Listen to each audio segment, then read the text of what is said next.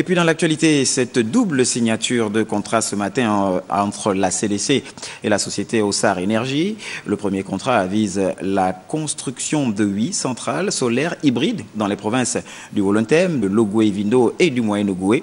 Et puis le deuxième, lui, porte sur la mise en location par la SEG des dites centrales au terme de leur construction. Le tout pour un montant de 4 milliards de francs CFA. Frédéric Yendamoukoula et Chris Rodolphe Limbonda nous font le point. Le paraphe, l'échange des documents entre l'administrateur directeur général de la CDC et le président d'Osar Énergie d'une part, avec le directeur général de la SEG d'autre part, matérialise ici le canevas de réalisation prochaine de 8 centrales solaires hybrides d'une puissance cumulée de 2,8 MW dans 8 villes du Gabon. Le premier est relatif à la construction de 8 centrales solaires hybrides à Makokou, Ovan, Boué, Minvoul, Njolé, Meduneu et Mekambo. Le second contrat est quant à lui relatif à la mise en location des dites centrales au terme de leur construction à la Société d'eau et d'énergie du Gabon, SEG. Ce projet de construction d'infrastructures d'énergie renouvelable va occasionner une économie d'1 million de litres de fuel par an, soit 2600 tonnes de CO2 en termes de bilan carbone.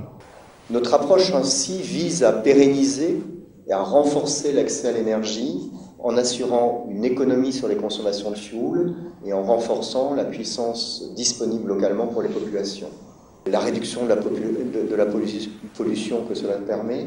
La réalisation accélérée de ce plan est le fruit d'un partenariat public-privé.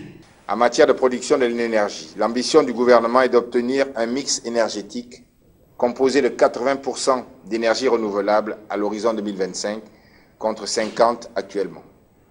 Aussi, le projet de construction de 8 centrales solaires participe-t-il à l'atteinte de cet objectif?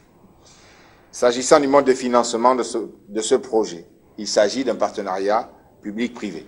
En effet, le contexte économique actuel que connaît notre pays nous commande la mise en œuvre de partenariats novateurs, et ce conformément aux orientations du chef de l'État.